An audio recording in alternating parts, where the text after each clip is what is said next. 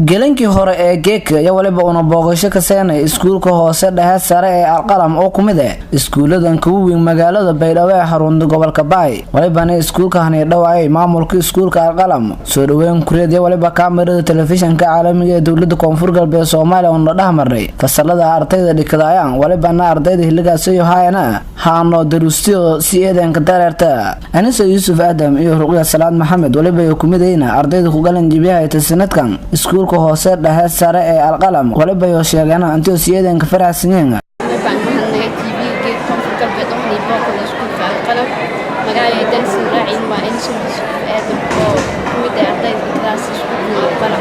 arday sanadkan qalin jibiyaas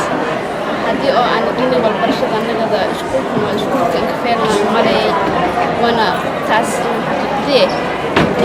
ardayda aan horay ka qalin jibiyaayta intuu say iskuulka ka feelan Baydhabo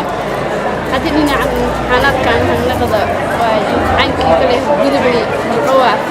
saxida ku naqli imtixaanka final keenay dhibicii dawladda wana waliba rajayaan intuu ku galna kaalmo hore waan sanadku ma rajayaan intuu kaalinta koobad qaan bismillah farmaayay balaarka Salaad Maxamed may baan dhigay iskuulka hoose dhexe sare ee Alqalam ahaantii may baan ardayda sanadka diyaar garowhayda balaarka imtixaanka oo finaalka oo dawladda qaad doonto insha Allah may baan rajayaan hadii uu leena iskuul ahaan inuu naga doono ardayda kaalmo hore gal doonto insha Allah may baa iskuulkan ahaantii iskuulkii aan hilmaamo doono حقيقة أنا سيو إن ممراي أنا كفانا دونا هذه أنا ها أرضي درسة مثل الأرضي سنة كم قلنا نجيبها هيدا سكول كم على قلم ما ينرجعنا هذه إلها إنه نجنا أرضي إذا أنا كفانا دونا سنة كم هذه ونينا أرضي أنا مجاهن أمريوانا سكول هان أنا قادنا إن أرضي إذا سنة كم كوفر قلبت أهانتي كفانا دونا أو ملراي إن كسون سنة كهرك استير وصلسي ليدني سنة كم rajeen hadii ilaahay era inuu nagana ardayda Koonfur Galbeed ka faano doonto Abdurrahmaan Xasan Mahmuud waliba maamulka hoggaanka iskuulka hoose dhexe sare ee Alqalam waliba uu siinay ku warbiyay habsameen dareerowka iskuulka iyo waliba ardayda dhigayaan walbarashada sidoo hataata markaan idinka siiyo warbixin iskuulkan waa iskuul aad u baaxad weyn oo magaalada bartamaheeda ku yaalo arday aad u tiro badan ayaa dhigata habsan socodka iskuulka ma sha Allah waa aad ay u wanaagsan yahay xagga waxbarashada wax cilad ee mas'uuliyadda inaga haysatana malahan hawshaanu sida caadi ahayd oo loogu talagalay ay fulaysaa ayna u socotaa taas ilaahay baa mahadle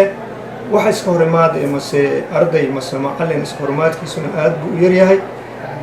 bulshada kullee meel haday isugu imaado wax yar qaladaad waa iska dhici karaan laakiin wax oo hadda aan xal u waynay oo yaani naga hor yimid jiraan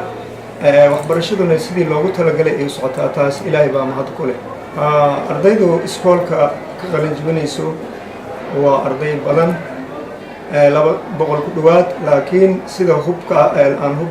hubaalan u qabno waa 180 arday waa 3 fasal arday ka kooban waay fasal wuxuu u gaar yahay gabdhaha oo u gaar ah oo 40 ka kooban gabdhaha inta kalena waxa waaye wiilal alxamdulillah waxbarashaduna hadda si wanaagsan oo habsami leh ay u socotaa